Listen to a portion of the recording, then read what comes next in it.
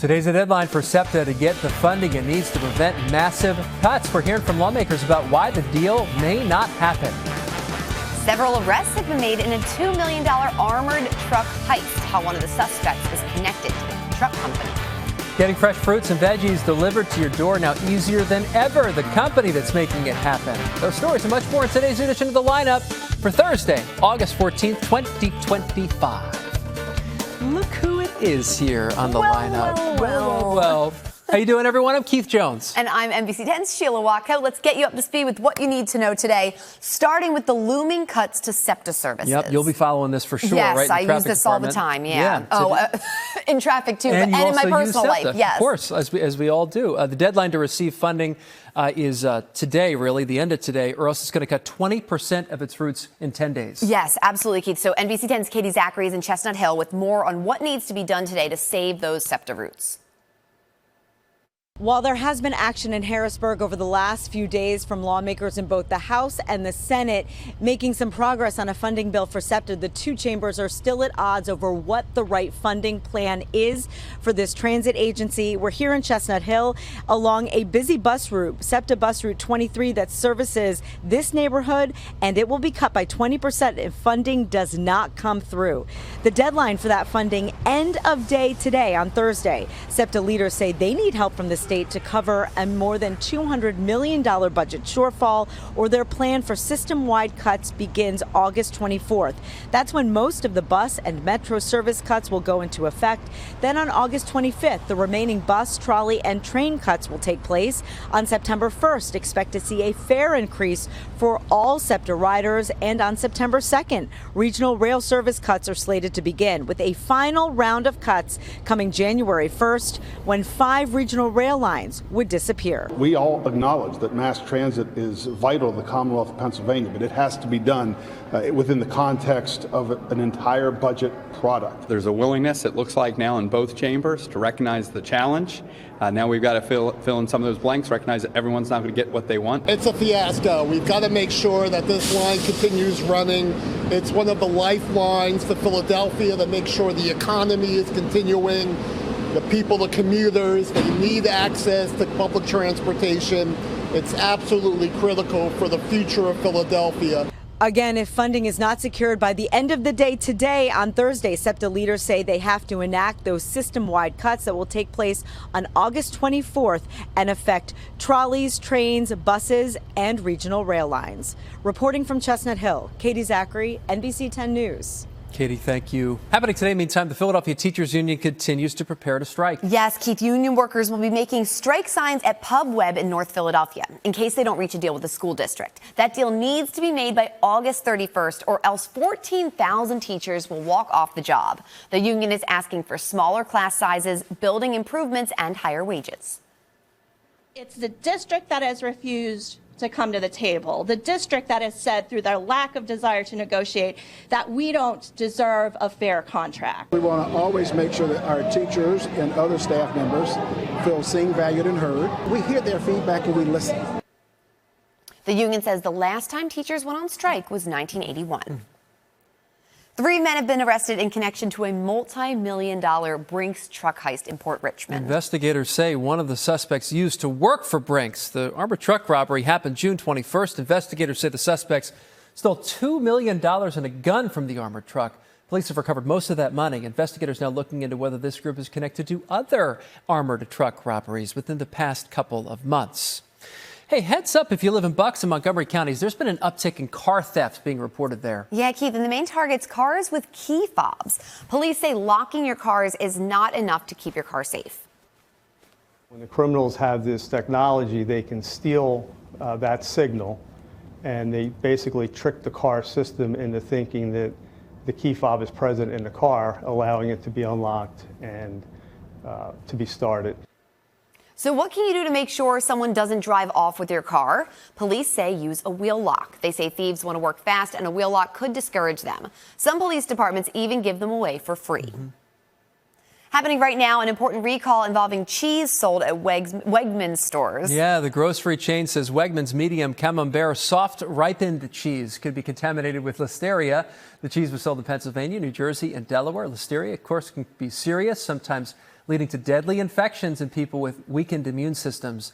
If you have the recalled cheeses in your fridge, return them to the store for a refund. But Keith, that picture looked really good. I was just about to say, I'm looking at that and going, with the dried cranberries, that looks real good. Oh, wow. Man. Ooh. Okay, pistachios chopped up on top. All right, I don't hate it. If you live or work near the Lindbergh generating station, you can pick up free potassium iodide tablets today. Those are the tablets to protect your thyroid in the event of a nuclear emergency. Distribution events are being held at locations you see right there on the right side of your screen now. Great news for busy parents. Amazon adding same-day delivery service for fresh fruit, veggies, meats, and other perishable foods. So the company says Prime members can get same-day delivery for free if their orders total more than $25. Smaller orders come with a $3 fee. Non-Prime members will pay a $13 fee. Amazon plans to expand same-day delivery to more than 2,000 locations by the end of the year. I like to pick out my own groceries, Listen, Keith. Yes. We do the grocery store pickup. Yes. And having somebody else choose which fruit and veggies to pick, we look at them afterwards like, oh man, it's not the right. It's not the right ripeness. Avocado. Yes, you know what I mean? we need the right avocado. Yeah, most of the time they do a great job, but other times you look and you're like, oh man, I could have picked a better one. My peach has a bruise. Yeah, it's a little small. I want a big, nice peach. Yeah, don't give me the bad ones. Give me the good ones. Give me the good ones. Come on now.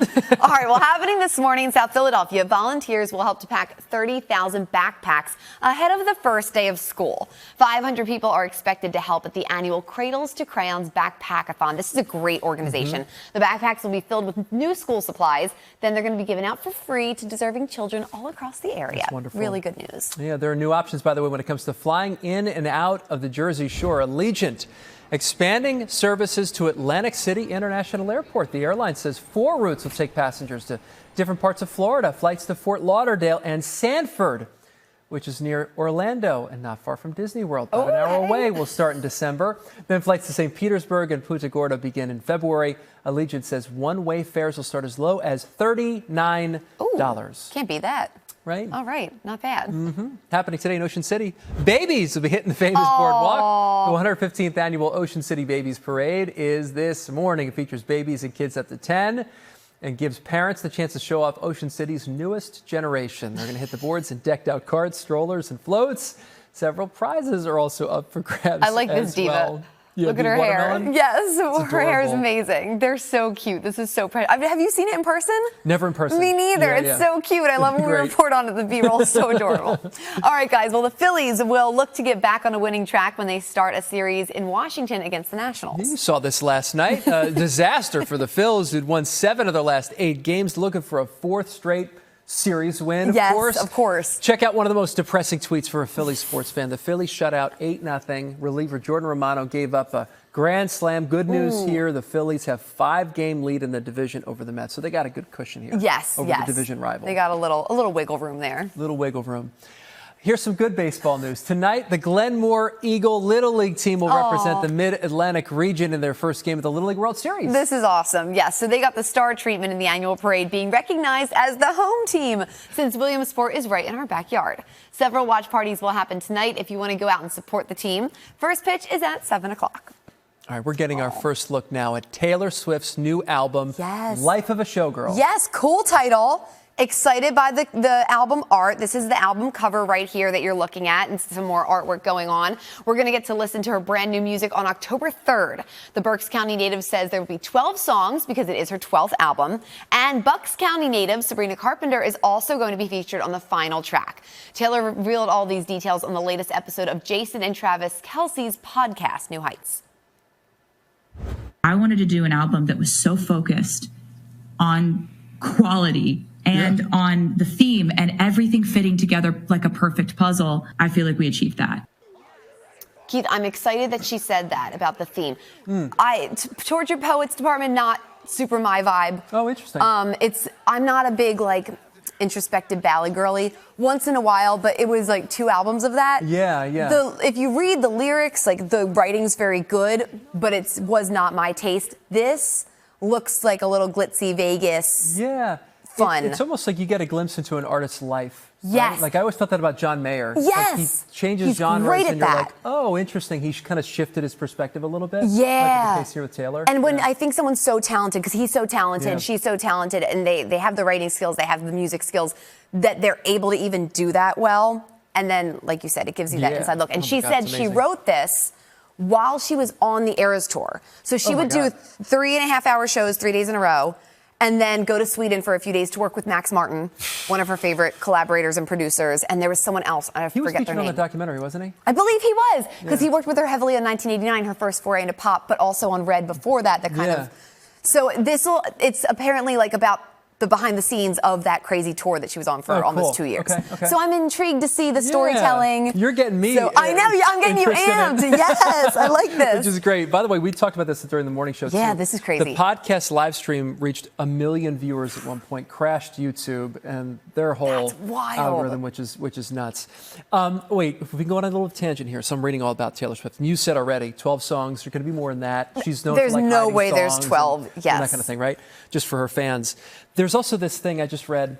So, Life of a Showgirl. Yes. And there was some mention that Kanye West had said is that whenever you type the life of, it's going to come up with his mention of her in Life of Pablo. Is this a very clever way of her changing that by going, oh, now when you type in the life of, it's going to show up and finish it? Yes. Right? Because she's like that. She is like that. Interesting? That's really interesting. Yeah. Oh, good. Wow, I actually had some. Look at you. You got that tidbit. Wow. Okay. That's great. Wow. Okay. That's really interesting. Yeah. And it's like the Taylor Swift version of Petty. Right. You know? Right, And like, exactly. Okay. But that one, I like it. Yeah, I like it too. Like let's do that. It's a long burn though. I mean, it's been years in the long making. con. Her long con is a little scary. That's right. Yeah, she does. The long game. She's not messing around. Her memory's a trap, man. Yeah, it is. Anything. Wow. Seats. Keith, I got to text my little sister because she didn't mention that either. Keith Jones teaching us school in the Swifties. I love it. Thank you. He's regretting bringing it up. Well, now to some very bittersweet news about a member of our NBC 10 family. After nearly 30 years at NBC 10, Tracy Davidson retiring from reporting and anchoring. Here's what she had to say about it. I've decided to take the next step and pivot to full-time public speaking. For more than 10 years, I've been leading personal development workshops for women and speaking to business professionals across the region and the country about resilience, leadership, listening, faith, and focus. In recent years, demand for this side of my work has surged, and it really feeds my soul and allows me to continue serving others in a new way. I wanted to share this with you now with my immense gratitude for allowing me into your homes and your lives every day. Thank you for trusting us, for trusting me, and for being such an important part of my journey. Tracy will stay on the air here until November. We want to wish her congratulations. Best wishes from all of us, too. You know, as two people who grew up here, when you think about the on-air people, right, you think about Bill Henley and you think about Glenn Hurricane Schwartz, who made an impression. Tracy Davidson is on that list. Absolutely. She's been such a era. star. It really is. And Tracy, you know, she really puts her money where her mouth is. She gets out in the community. Yeah. She meets with people. She works with nonprofits, very active in giving back. She was, when I started, she was the morning show anchor still. You were in the evenings. And she welcomed me with open arms. This is my first news job. I don't know if people know that. I come from a TV production and radio background. And she really welcomed me with open arms. And she's always been very, very, very kind to me, very generous with advice, with kind of mentoring me. So she'll be very missed, but very, very happy for her. You don't forget stuff like that, right? No, you never do. So thank you to Tracy and congratulations. Yeah. This is exciting for her. Absolutely. This is cool. New chapter. Yeah, this is very, very good. Well, that does it for today's edition of The Lineup. For Sheila Watko, I'm Keith Jones. You can get NBC 10 News updates right here on the NBC 10 app. Maybe a Swiftie insight or two as well. Hosted by Keith. Apparently. Catch us weekday mornings from 5 to 7 a.m. Have a great day.